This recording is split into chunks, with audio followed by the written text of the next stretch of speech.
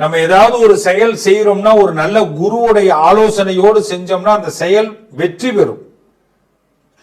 நிறைய பேர் இன்னைக்கு எல்லாத்துலயும் தோத்து போறோம். இன்னைக்கு பல பேருடைய வருத்தமே என்னன்னா தோத்து போறதுதான். தொழில தோத்து போறோம், மனுஷங்களுடைய அன்பை சம்பாதிக்க முடியாம தோத்து போறோம், குடும்ப உறுப்பினர்களுடைய வெறுப்பை சம்பாதிக்கிறோம், வருமானத்துல திருப்தி இல்லாம அதிருப்தியை சம்பாதிக்கிறோம், எல்லா திறமையும் இருந்து எந்த ராசியும் இல்லாதது போல நாமளே ஃபீல் பண்றோம். இப்படி ஏகப்பட்ட சிரமங்களுக்கு நடுவே தான் நாம எல்லாம் இருக்கிறோம். இந்த சிரமங்களை எல்லாம் இப்ப நல்லதா மாத்தணும்னா ஈசன் நினைத்தால் மட்டும்தான் நடக்கும். அந்த பரமேஸ்வரன் நினைத்தால் மட்டும்தான் நம்ம சிரமத்தை எல்லாம் போக்க முடியும். அவர் சில நேரங்களில் நினைப்பார், அவர் நினைக்கிறத நாம நினைக்கணும், அவ்வளவுதான். இந்த பரமேஸ்வரன் பல ரூபத்தில் இருக்கிறார்.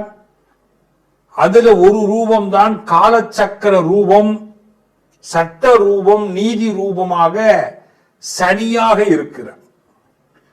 சனியும் பரமேஸ்வரன் தான். அப்ப சனீஸ்வரன் பகவானை ஏன் ஆண்டவன் படைச்சாருன்னா, என் பிள்ளைய என்னால திருத்த முடியாது, திட்ட முடியாது, வருத்தப்பட வைக்க முடியாது ஆண்டவன். அதனால எப்படி நாம எல்லாம் பள்ளிக்கூடத்துல கொண்டு போய் விடுறோமோ அதே மாதிரி ஆண்டவன் என்ன பண்றாரு, சனிகிட்ட விடுறாரு. அப்பப்ப சனி பகவானை இவனை கொஞ்சம் நல்லா திருத்தி விடு, நல்லவனா இருந்தா நல்லா பாராட்டி விடு, பட்டம் கொடு, கெட்டவனா இருந்தா திருத்தி கொடு. இதுதான் சனி சுவாமி சொல்றார். அப்ப சுவாமி சொல்றதுல நியாயம் இருக்கு. அப்பப்ப நம்மள டிங்கரிங் பட்டியெல்லாம் பார்த்துக்கணும். அப்பப்ப நம்ம ஓவர் ஆயில் பண்ணிக்கணும், சர்வீஸ் பண்ணிக்கணும். நம்மள எப்படி லேப்டாப்லயே நம்மள சர்வீஸ் பண்ணிக்கிறோமோ அதே மாதிரி நம்மள நாம சர்வீஸ் பண்ணிக்கணும். இப்படி சர்வீஸ் பண்றதுதான் சனி, அவருடைய வேலை. இப்ப நம்மள அவர் எப்படி சர்வீஸ் பண்ண போறார் அதை தான் பார்க்க போறோம். வாங்க பார்த்துடலாம். அடிமேல் அடி விழுந்தால் அம்மியும் நகரும் வாங்க. ஒரு பிரச்சனை இல்ல, ரெண்டு பிரச்சனை இல்ல, பல பிரச்சனையை பார்த்தவர்கள் கும்பராசிக்காரர்கள். 7.5 வருஷத்துல முதல்ல 2.5 வருஷம் அள்ளி கொடுக்கக்கூடிய சனி பகவான் என்ன பண்ணாருன்னா, எதை கொடுக்கிறாருன்னே தெரியாம கொடுத்துக்கிட்டு இருந்தார். கஷ்டத்தையும் கொடுத்தாரு, நல்லதையும் கொடுத்தாரு. சமாளிச்சுக்கிட்டு இருக்கிறோம். இப்படி பல சமாளிப்புகள் வாழ்ந்து கொண்டிருப்பவர்கள் தான் கும்பராசிக்காரர்கள். சமாளிக்கிறதுக்காகவே பிறந்தவங்க ஐயா கும்பராசி. கும்பராசி பிள்ளைங்கன்னா சமாளிக்கக்கூடிய ஆற்றல் உள்ளவர்கள், சமாளிக்கிறதுல சாமர்த்தியம். கவர்மெண்ட் ஏதாவது ஒரு பெரிய டாக்டர் பட்டம் கொடுக்கணும், ஒரு பெரிய பட்டம் கொடுக்கணும்னா சமாளிக்கிறவர்களுக்கு யார் அப்படின்னு கேட்டா கும்பராசியை கொடுத்துடலாம். ஆனா பட்டம் பத்தாது, அவ்வளோ பேர் கும்பராசி இருக்காங்க. பெரும்பகுதி பார்த்திருக்கீங்களா, ஒரு குடும்பத்துல ஏதாவது ஒரு கும்பராசி இல்லாம இருக்காது, ஒரு உறவுல ஒரு கும்பராசி இல்லாம இருக்காது. ஏன்னா கும்பராசின்னு ஒண்ணு இருந்தாதான் பல பேருக்கு வழியே கிடைக்கும். அதான் கும்பராசி. என்னைக்குமே கும்பராசியை பொறுத்த வரைக்கும் பாத்தீங்கன்னா, நாம என்ன நினைக்கிறோம் அதை செயல்படுத்தணும் அப்படின்னு நினைச்சு ரொம்ப பக்காவா பிளான்லாம் போட்டு செயல்படுத்தி உட்காருவோம். அதை செயல்படுத்த விடாமையே குடும்பத்தில் உள்ளவன் தடுப்பான். எதை சொன்னாலும் அஸ்துப்படுவான், எதை சொன்னாலும் வேணான்னுவான். நம்ம கருத்து வந்ததுன்னா உடனே அதுக்கு ஆப்போசிட் 10 பேர் சொல்லுவான். இப்படி எல்லாம் பார்த்து பார்த்து வெறுத்து போன கும்பராசிக்கு இப்போ சனி பகவான் வாக்கு சனியாக உள்ளவரார், குடும்ப சனியாக உள்ளவரார். ஆல்ரெடி பல சனி குடும்பத்தில் இருக்கு. அண்ணங்கிற சனி, தம்பிங்கிற சனி, அம்மாங்கிற சனி, அப்பாங்கிற சனி, புள்ளங்கிற சனி, பொண்டாட்டிங்கிற சனி, புருஷங்கிற சனி, மாமிங்கிற சனி, மச்சாங்கிற சனி. சனிக்கெல்லாம் நிறைய பேர் இருக்கு, கும்பத்துக்கு மட்டும்தான் தெரியும்.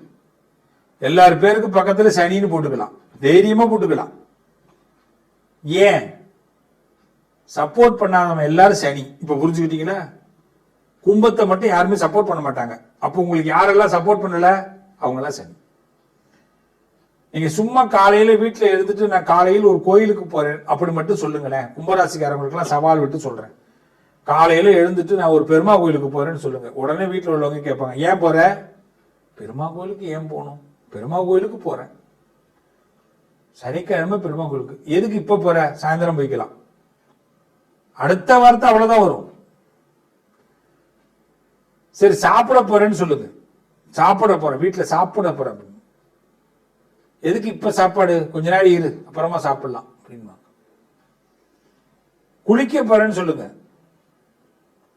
முன்னாடியே குளிக்க வேண்டியதானே அப்படின்னு. ஏங்க எதை சொன்னாலும் மாத்தி மாத்திமே பேசிக்கிட்டு இருக்கீங்க? கும்பராசிக்காரங்கள வாழவே வேணாமா? கும்பராசிக்காரங்கள யோசிக்கவே வேண்டாமா? அப்ப இப்படி ஒரு முரண்பாடான வாழ்க்கைக்குள் வாழக்கூடியவர்கள் கும்பராசிக்காரர்கள். முரண்பாடு. ஏதோ நான் சொல்லிக்கிட்டு இருக்கிறேங்கிறதுனால மட்டும் கடவுளை நம்புறவங்களும் இருக்கிறாங்க. ஏதோ நான் சொல்றேங்கிறதுக்காக ஒரு நாள் மாறுங்கிற நம்பிக்கையில வாழ்றவங்களும் இருக்கிறாங்க.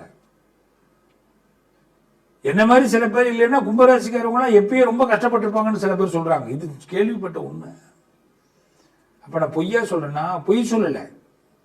கும்பராசிக்கு விடிவு காலம் உண்டுங்கிறத நான் சொல்றேன். ஆனா விடியாம ஆக்குறது உறவுகள்.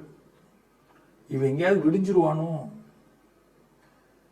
ஆனா உலகமே பாராட்டும் கும்பத்தை, ஊரே பாராட்டும் கும்பத்தை, உறவு மட்டும்தான் பாராட்டாது.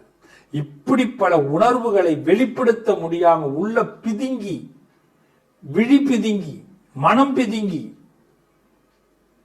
வருத்தத்தில் வாழக்கூடிய என் பிள்ளைகளுக்கு குடும்ப சனியாக உள்ள வராரு. 2வது வீடு. அப்ப உங்க பக்கத்தில் இருக்கிறவங்க என்ன நினைக்கிறாங்க, யார நினைக்கிறாங்க, என்ன பேசுறாங்கிறத உங்களால இப்ப தெளிவா தெரிஞ்சுக்க முடியும். இததான் சனி காட்டி கொடுக்க போறார். மற்றவர்களை மாற்ற வேண்டும் என்று நினைக்கிறத இன்னியோட மறந்துருங்க கும்பராசிக்காரர்களே. மற்றவர்களுக்காக மாறிக்கொள்வதே உங்களுக்கு உத்தமம். அப்ப கும்பராசி இப்ப என்ன பண்ணணும்? வார்த்தையிலே கவனமா இருங்க. வாய்ஸ ரைஸ் பண்ணாதீங்க, வீக் ஆயிடுவீங்க.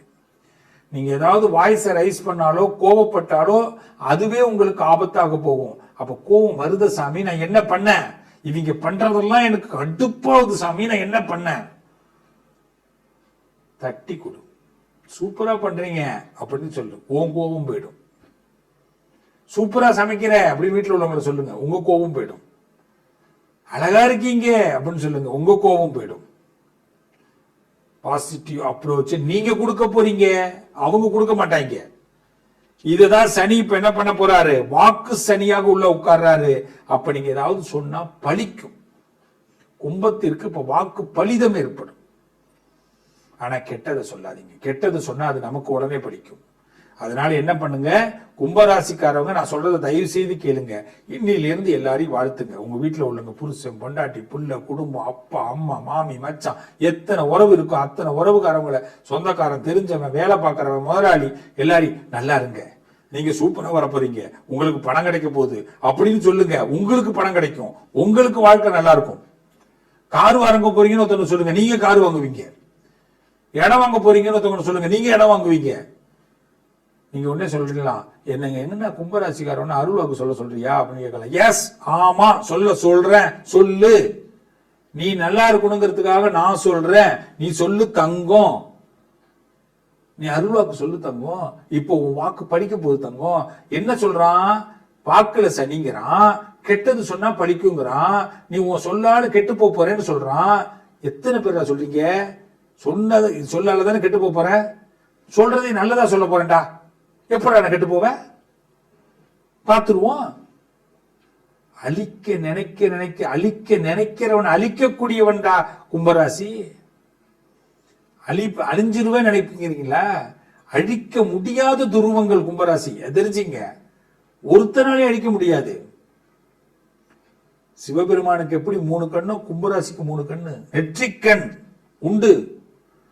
அதனால நீங்க ஓப்பனா ஒண்ணு சொல்றேன், கும்பராசிக்காரர்கள் நான் பெருமையா பேச நினைக்காதீங்க. உண்மையை நான் சொல்றேன். உங்க வாக்குல பிரச்சனை வரப்போகுதுன்னு சொல்றாங்கன்னா அதே வாக்க நல்ல வார்த்தையாக மாத்திருங்க. இந்த நிமிஷத்துல இருந்து ஒருத்தவனை பார்த்து நீ தியேட்டர் வாங்க போறேன்னு சொல்லுங்க, நீங்க தியேட்டர் வாங்குவீங்க. நீ ஹோட்டல் ஆரம்பிக்க போறேன்னு நீங்க ஹோட்டல் ஆரம்பிக்க போறீங்க. நீங்க பஸ்ல போற என்ன சொல்றீங்க நடக்கும் சுவாமி. சின்ன கல்யாணம் ஆகாம இருக்கா, ஒருத்தனை பார்த்து கல்யாணம் ஆகாதவனை பார்த்து நீ சீக்கிரம் கல்யாணம் பண்ணிக்க போறா, உனக்கு கல்யாணம் நடக்க நல்லா இருக்க போகுது, நல்ல பொண்ணாடி வர போறா, காதல் கல்யாணம் நடக்க போகுது சொல்லுங்க, உங்களுக்கு அந்த கல்யாணம் நடந்துரும். இவ்வளவுதான். அவ்வளவுதான், மேட்டர் முடிஞ்சு போச்சு. இப்ப இதுல நம்ம என்ன சொன்னாங்க, நீ உன் வாயிலிருந்து வர வார்த்தை உனக்கு பிரச்சனை கொடுக்க போறது. எப்படா கொடுக்கும்? நான் தான் நல்ல வார்த்தை பேச போறேனே, சிவஸ்ரீ சொல்லிட்டாரு, நம்ம நல்ல வார்த்தை தான். இவ்வளவுதான் சிவஸ்ரீ. இந்த சிவஸ்ரீக்கு அவ்வளவுதான் ஐடியா. நீங்க எதுவும் பரிகாரம் பண்ண வேண்டாம், கஷ்டப்படுத்த வேண்டாம், காயப்பட வேண்டாம், நல்லதை பேசுவோம். கும்பராசிக்காரர்களை ஒன்றுபடுங்கள், ஒன்றுபடுங்கள். ஒன்றுபட்டு ஒரே வார்த்தை, நல்ல வார்த்தை மட்டும்தான். பாசிட்டிவ். பாசிட்டிவ்னா என்ன? வாழ்த்துக்கள். உங்க பிள்ளைய உங்களை பார்த்து பிரச்சனை பண்ணுது, கஷ்டப்படுத்துறாங்க அப்படின்னா கூட அந்த பிள்ளைங்களுக்கு நீ நல்லா இருக்க போறப்பா, நீ இப்ப பேனா வாங்க போறப்பா, பென்சில் வாங்க போறப்பா, இப்போதைக்கு உனக்கு இது கிடைக்க போகுதுப்பான்னு சொல்லுங்க. உங்களுக்கு கிடைக்கும், அதுல சந்தோஷமும் கிடைக்கும். சனி கொடுக்க போறார். அதனால வார்த்தைகளை பேசும்போது நல்ல வார்த்தையை பேச போறோம், வைப்ரேஷனான வார்த்தையை பேச போறோம். பேசுவோமா? காசு இல்லை, கடன் இல்லைன்னா எதுவுமே சொல்ல வேணாம். பணம் கல்லா பெட்டியை நிரப்புறதுக்கு ஐடியா பண்ணுங்க. வருமானம் பெருக போகுது, வசதி பெருக போகுது. அதுக்கு நீங்க நிறைய வாழ்த்துக்களை மட்டும்தான் இப்ப சொல்லணும். ஒருத்தன் பிசினஸ் பண்றான்னா அவனை பார்த்து சொல்லுங்க, என்ன பிசினஸ் உங்களுக்கு நல்லா வரும்னு, கண்டிப்பா நீங்க எல்லாம் வர போறீங்கன்னா, உங்க பணம் உங்களுக்கு நிறைய கிடைக்க போகுதுன்னு சொல்லுங்க, உங்களுக்கு பணம் கிடைக்கும். செஞ்சு பாருங்க கும்பராசிக்காரர்களை. மனசை தொய்வு அடைஞ்சிடாதீங்க.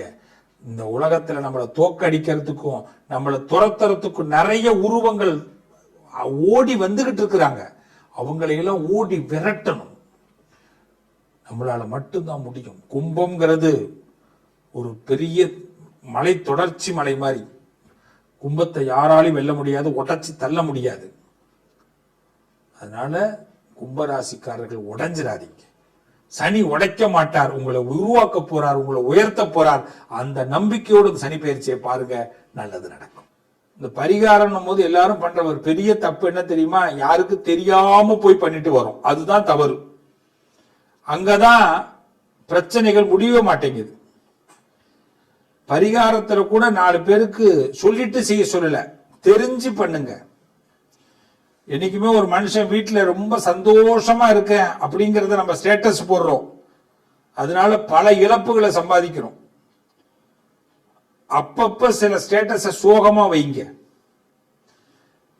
அப்பப்ப சில வருத்தங்களை பதிவு பண்ணுங்க ஸ்டேட்டஸ் மூலமாக, நண்பர்களுக்கு, சொந்தக்காரவங்களுக்கு, தெரிஞ்சவங்களுக்கு எல்லாம்.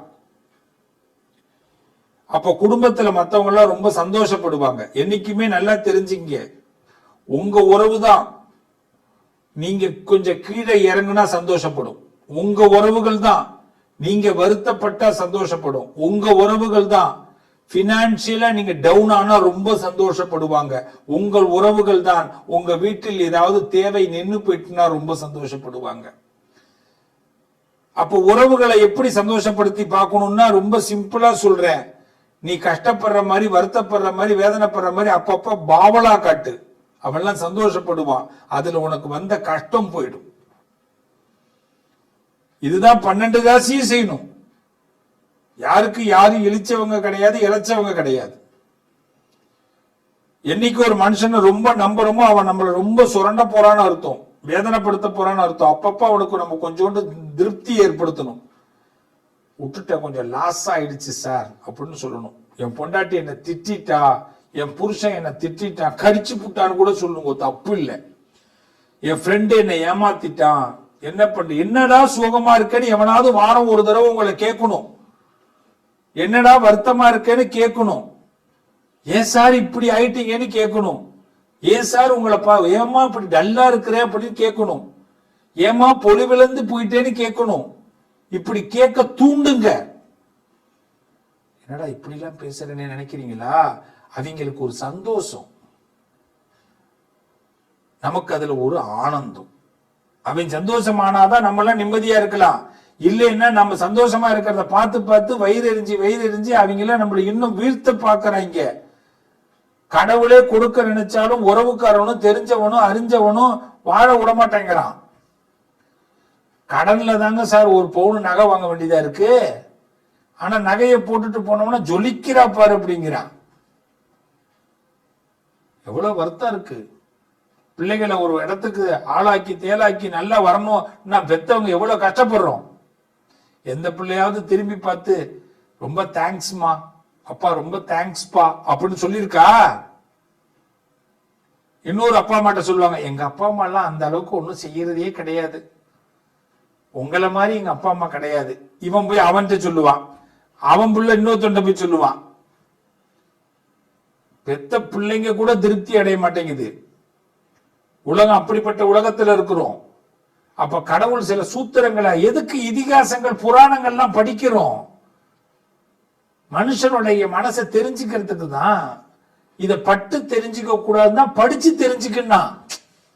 பெரியவர்கள்லாம் எதுக்கு இதெல்லாம் எழுதி வச்சான்னா, நீ கஷ்டப்படாதரா, பட்டு பட்டு தெரிஞ்சுக்க கூடாதரா, எல்லாத்தையும் எவ்வளவு பட்டினா அதுல கஷ்டமா வருது, உன்னால தாங்க முடியல, படிச்சு தெரிஞ்சுக்கோ அப்படின்னா. நம்ம என்ன பண்றோம்? படிக்கவும் மாட்டேங்கிறோம், பட்டுதான் தெரிஞ்சுக்கிறோம். அதனால இந்த சனி பெயர்ச்சியில, இந்த சனி பெயர்ச்சி உங்களுக்கு சங்கடத்தை கொடுக்க மாட்டார். முதல்ல அதை நம்புங்க. சங்கடம்ங்கிறது நம்ம பக்கத்துல இருக்கிற சங்கடத்தினாலதான். எல்லா சங்கடம் உறவு தான் சங்கடம். அது எந்த உறவு வேணாலும் நீங்க வச்சுக்கோங்க, அதான் சங்கடம். யாரு மேல அதிகமா நம்பிக்கை வைக்கிறீங்களோ அது சங்கடம். யாரு மேல அதிகமா பணத்தை கட்டுறீங்களோ அது சங்கடம். இனிமேல் சங்கடத்தை எல்லாம் பார்த்து சமாளிங்க. ரொம்ப சிம்பிளா சொல்றேன், எல்லாரும் பிள்ளையார கும்பிடுங்க. காலையில 5 முறை குட்டிக்குங்க, முட்டிக்காதீங்க. குட்டிக்கலைன்னா முட்டிக்கணும். 5 டைம்ஸ் இப்படி குட்டிக்கிட்டீங்கன்னா புத்தி நல்லா வேலை செய்யும், பிரெயின் நல்லா ஆக்டிவ் ஆகும். குட்டிக்க மறந்துட்டோம்னா செவுத்துல போய் முட்டிக்க வேண்டியதான். தப்பு பண்ணிட்டனே, தப்பு பண்ணிட்டனே, தப்பு பண்ணிட்டனே. பிராணாயாமம் பண்ணணும். மூக்க நல்லா அப்படி மூச்சை இழுத்து விடணும் 5 டைம்ஸ். அப்பதான் உள்ள இருக்கக்கூடிய சுவாசங்கள்ல நமக்கு நல்ல சீரா வேலை செய்ய ஆரம்பிக்கும். இது சீரா வேலை செய்யலன்னா நாம சிறப்பா வேலை செய்ய முடியாது, டென்ஷன் ஆயிடுவோம். தோப்பு கரணம் போடணும். காலையில பிள்ளையார் கோயில்ல தான் போய் போடணும், இல்லை வீட்டிலேயே போடலாம். நல்லா மண்டிட்டு போடணும். முடியாதவங்க அட்லீஸ்ட் பாவனையாவது தோப்பு கரணம் போடணும். 2 காதி இப்படி மாறுது. அப்பதான் ஞாபக சக்தி வளரும். நம்ம நிறைய மறந்துடுறோம். நல்லதை மறக்கிறோமோ இல்லையோ, கெட்டதை மறக்க கூடாது. சில பேர் பண்ண கெட்டதை தான் ஞாபகம் வச்சுக்கணும். சில பேரோட குணத்தை மறந்துடக்கூடாது. நம்ம பண்ற பெரிய தப்பே அவன் பண்ண தப்ப மறந்துட்டு, அவன் குணத்தை மறந்துட்டு, அவனோடய நம்ம பாராட்டுவோம், பழகுவோம், திருப்பி நம்மளை ஏமாத்துவான். திருப்பி பாராட்டுவோம், பழகுவோம், திருப்பி ஏமாத்துவான். ஞாபகம் வச்சுக்கணும் டெய்லி. இதுக்குதான் காலையில பிள்ளையார கும்பிட்டது. இனிமேல் இப்படிதான் நினைச்சு கும்பிடணும் பிள்ளையார. ரைட்டா? அவரை புத்திசாலித்தனத்தை கொடுக்கிறார். பிரத்யேகமா நம்மளை அறிவு புரட்சி பண்ண வைக்கிறார். அதான் பிள்ளையார். சனிக்கிழமை ஆஞ்சநேயர் கோயிலுக்கு போயிடணும். இனிமேல் எல்லாரும் ஆஞ்சநேயரை போய் அர்ச்சனை பண்ணணும். ஆஞ்சநேயர்கிட்ட எனக்கு புத்தி கொடு, சக்தி கொடு, தைரியத்தை கொடு. எல்லா பேரையும் ஏமாத்துறான். எல்லாருடைய வாழ்க்கையிலுமே ஒண்ணு நல்லா தெரிஞ்சுக்கோ, உங்களோட மைனஸ் என்னன்னு தெரிஞ்சுட்டு உங்களை ஏமாத்துறான். இதுதான் உலகம். அதனால ஆஞ்சநேயரை கும்பிடுங்கோ. இந்த சனி பெயர்ச்சி சகல நன்மையும் கொடுக்கும். நம்பி இருங்கோ, நல்லது நடக்கும். மீண்டும் உங்களை சந்திப்போம். வாழ்த்துக்கள்.